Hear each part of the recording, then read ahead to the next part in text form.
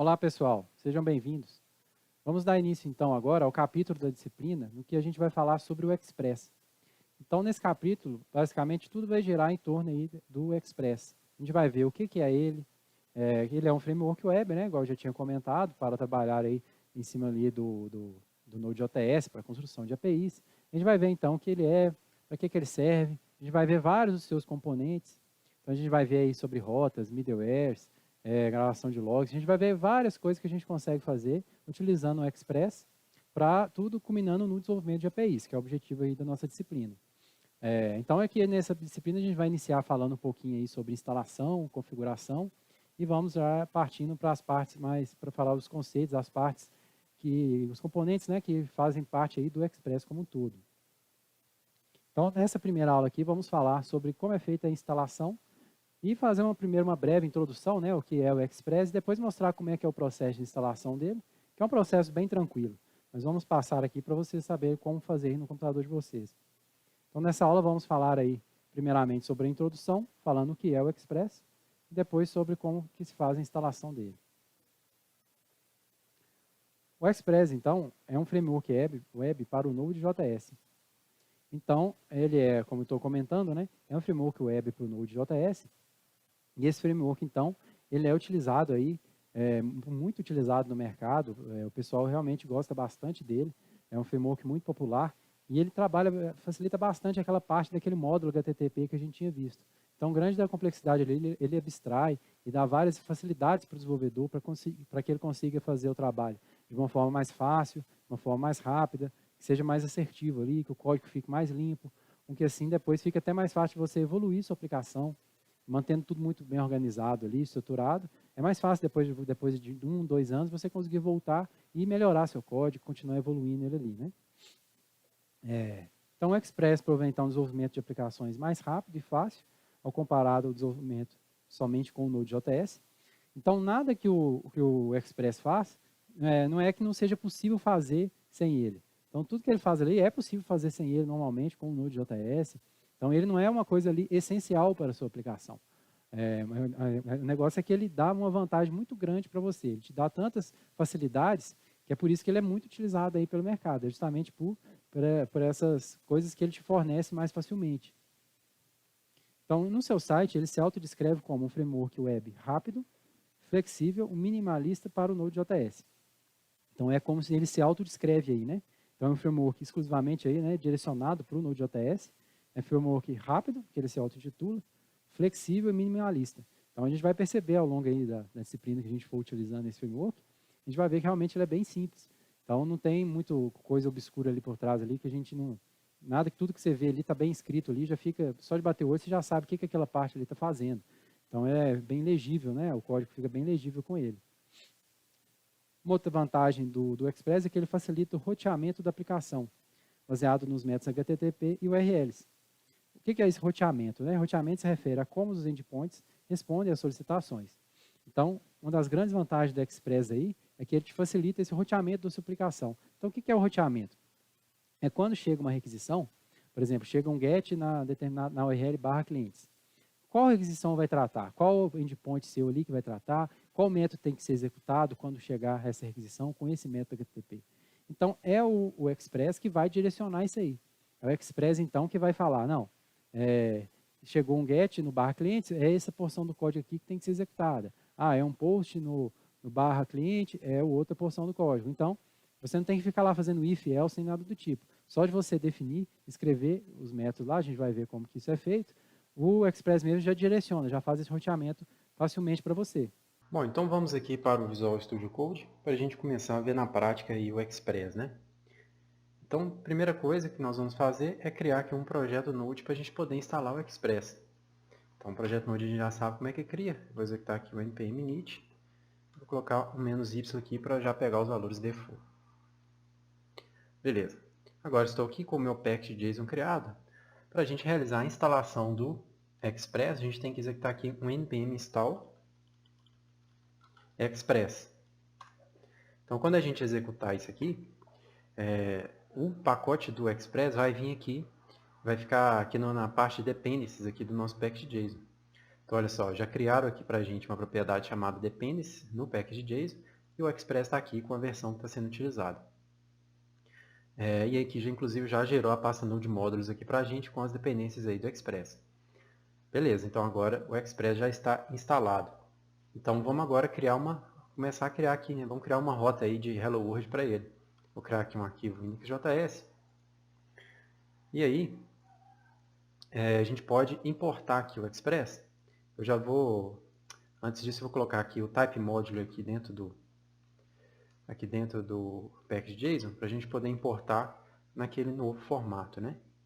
A gente não precisar de usar o método require. Beleza, então vamos importar aqui agora. Vou import express from express. Com isso aqui eu já estou com ele importado, né? Já estou com ele importado aqui no meu arquivo.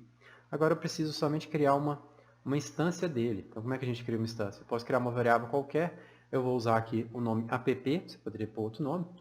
E aí a gente chama esse método aqui, ó, express, abre e fecha parênteses. Então quando a gente está chamando esse método aqui, a gente está criando uma instância do express, populando ela aqui dentro dessa variável app.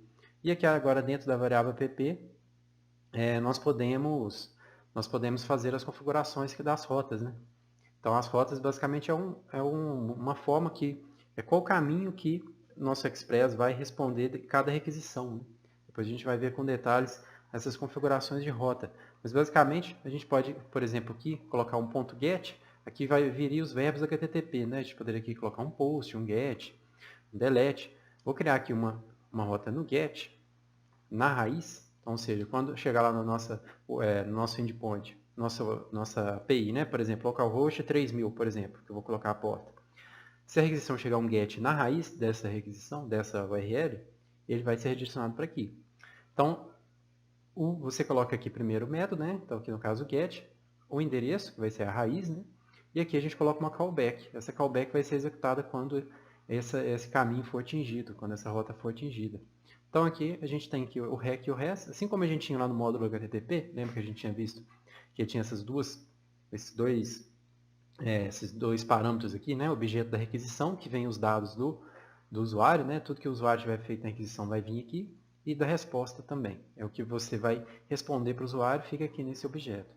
Então aqui a gente pode usar uma erro function, ou a gente poderia usar uma function normal, e aqui dentro a gente pode configurar a nossa rota. Então, por exemplo, aqui eu vou responder um res.send hello world. Beleza. Então aqui a gente pode rodar o nosso projeto. Eu vou rodar aqui Node index.js. Eu esqueci uma coisa, né? Eu esqueci de iniciar o servidor. Então nota que a gente importou o Express, criou a instância dele, criamos uma rota, mas a gente não iniciou o servidor. Então como é que a gente inicia? A gente executa um app.listen. A gente fala a porta que a gente quer executar. Eu vou usar aqui uma porta 3000. Você poderia usar outra porta aí. Só tem que tomar cuidado se não tem um outro programa rodando nessa mesma porta aí no seu computador. E aqui a gente pode colocar uma callback também. Vou colocar uma error function. Só para imprimir aqui falando que a API subiu com sucesso. Então, por exemplo, API started. Beleza.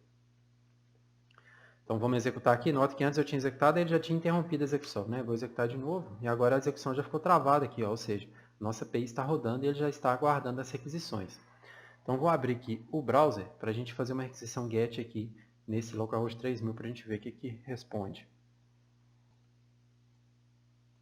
Bom, então estou aqui com o browser, localhost 3000, ele já executou aqui para a gente um Hello World. Então tá certo. Se a gente viesse aqui e trocasse para Hello World 2, e salvasse, a gente teria que parar o nosso servidor, dando Ctrl C e executar de novo. Para então a gente poder dar o F5 aqui e ele está aqui Hello World. Para a gente não ter que ficar fazendo isso, eu mostrei já a instalação do NodeMon, né? Mas para quem não lembra, a gente pode executar um npm install -g para ficar de forma global NodeMon. Então quando você instala assim, ele vai ficar globalmente na nossa máquina e aí quando a gente pode rodar com ele. Então o NodeMon vai fazer esse papel de ficar observando nossos arquivos e quando ele identificar que algum arquivo sofreu alguma modificação, ele já reinicia o servidor para a gente automaticamente. Então ao invés de executar node index.js, eu vou executar NodeMon index.js. Beleza, então quando eu estiver trabalhando com APIs, eu vou trabalhar dessa forma, porque aí fica mais fácil. Está aqui Hello World 2, eu vou alterar para Hello World 3, Salvei, ele já atualizou, já parou e subiu o servidor para a gente. Se a gente vir aqui, já está HelloWorld 3 aqui. Beleza. Então essa é a forma que a gente vai trabalhar aqui com o NodeMon. Então vou tirar aquele 3 dali. Agora vamos instalar o Insomnia. Então, vocês viram lá que o Insomnia lá é um dos programas, ferramentas, né, para consumo de endpoints. E nós já vamos, à medida que a gente for criando rotas, a gente vai criar, vou criando lá uma pasta lá, né, para a gente ir criando no Insomnia, para ir armazenando essas requisições para facilitar o nosso teste. Quando é get, ainda acaba sendo mais fácil, porque a gente pode testar por aqui, né? Agora, quando é post, acaba ficando mais difícil, fica chato a gente testar, post, delete, put.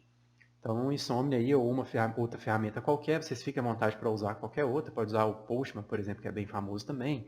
Tem algumas ferramentas aí que já são no próprio browser. Eu geralmente utilizo o Insomnia. Então, para fazer o download do Insomnia, vocês podem digitar aí no Google insomnia.rest/download, já vai cair aqui na página de download. Então, vocês têm que baixar esse aqui da direita, ó, Insomnia Core for Windows. Então, só de clicar aqui, o download vai ser feito. Esse aqui é outra coisa.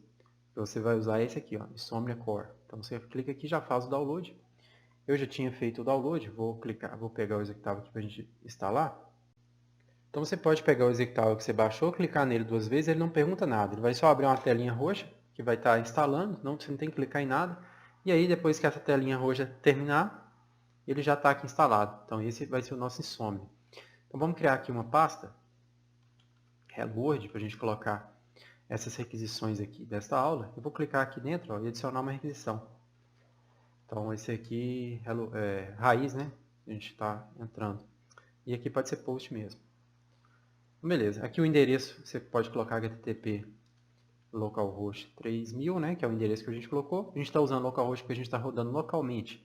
Se você subir isso para um servidor, por exemplo, tiver uma URL na internet, você colocaria a sua URL aqui. Então localhost 3000. E ele respondeu para a gente lá, o Hello World. Então tá beleza. Está funcionando.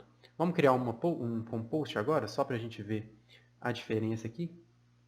Basicamente, a gente pode colocar aqui, ó, abaixa, dá um enter aqui, coloca na instância do Express de novo, né, o app ponto, e a gente pode falar post aqui agora. Ó. A gente fala o caminho, a gente pode falar o caminho raiz de novo.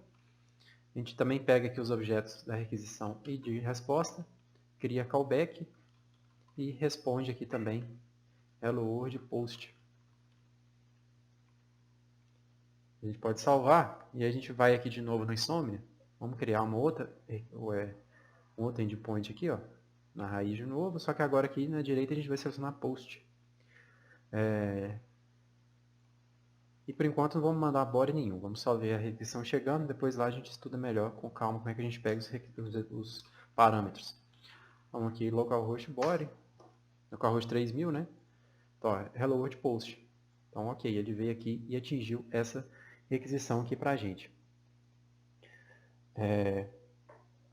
Beleza, então, agora, uma coisa que vocês podem fazer também é debugar, né? Vocês podem debugar esses endpoints. Assim como a gente debuga lá um processo rolando só no Node, você pode debugar aqui normalmente também. Então, por exemplo, aqui, vamos debugar aqui o Hello World Post, por exemplo. Vamos supor que a gente faria uma soma aqui dentro, né? Vamos supor que eu vou criar aqui uma variável A chamada 3, uma variável B chamada 5 aqui, e aqui eu vou criar um resultado aqui, por exemplo, é igual a A mais B, por exemplo. E aqui a gente poderia, por exemplo, retornaria esse resultado, né? A gente pode, por exemplo, criar assim, resultado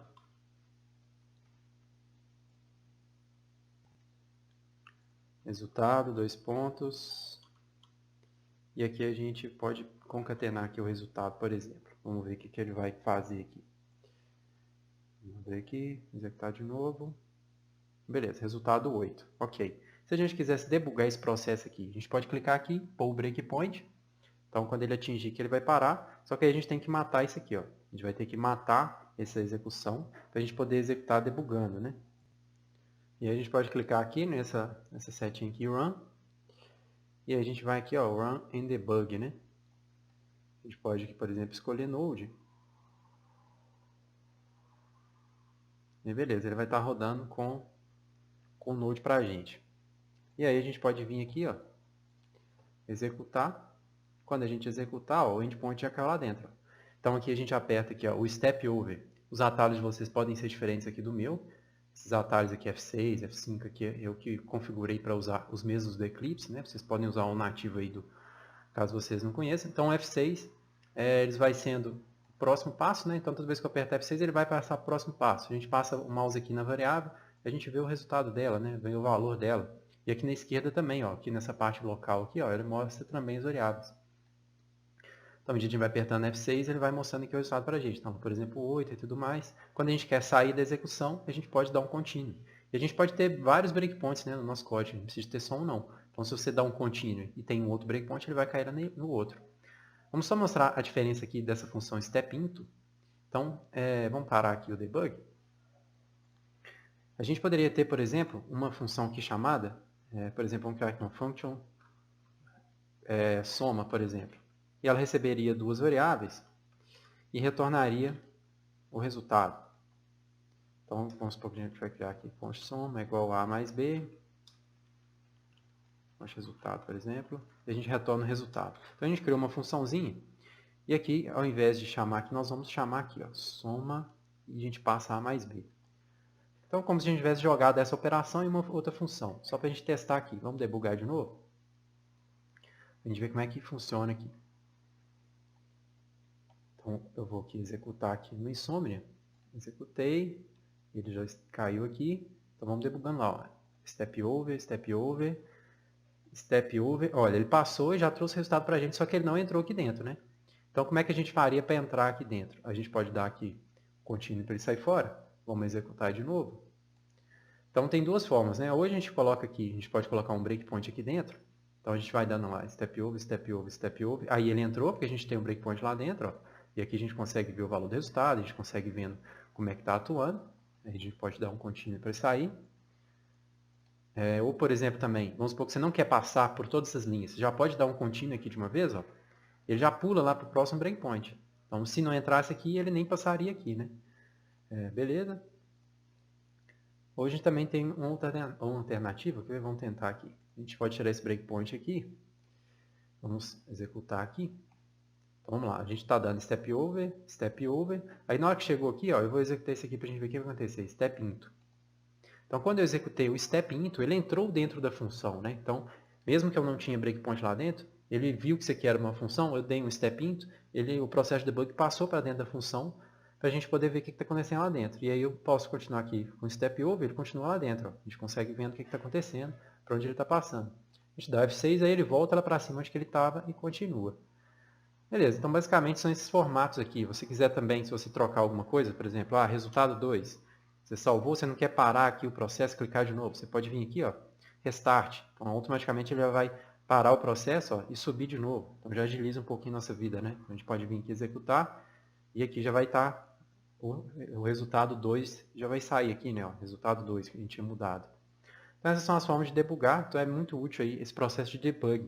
Mesmo se você estiver trabalhando só com Node, se você estiver trabalhando com API, qualquer linguagem de programação, né? É muito comum o desenvolvedor trabalhar sempre com debug para poder facilitar a vida aí no momento de achar os problemas, né? Beleza, pessoal? Então, o que eu tinha para mostrar para vocês nessa aula hoje era isso. Essa parte prática que a gente viu é mais uma criação de uma rota, né? A gente viu o processo de instalação do Node aí, que é bem simples. Consiste aí apenas no npm install Express, né? E aí a gente já pode começar a configurar as rotas aqui em cima. E é isso aí.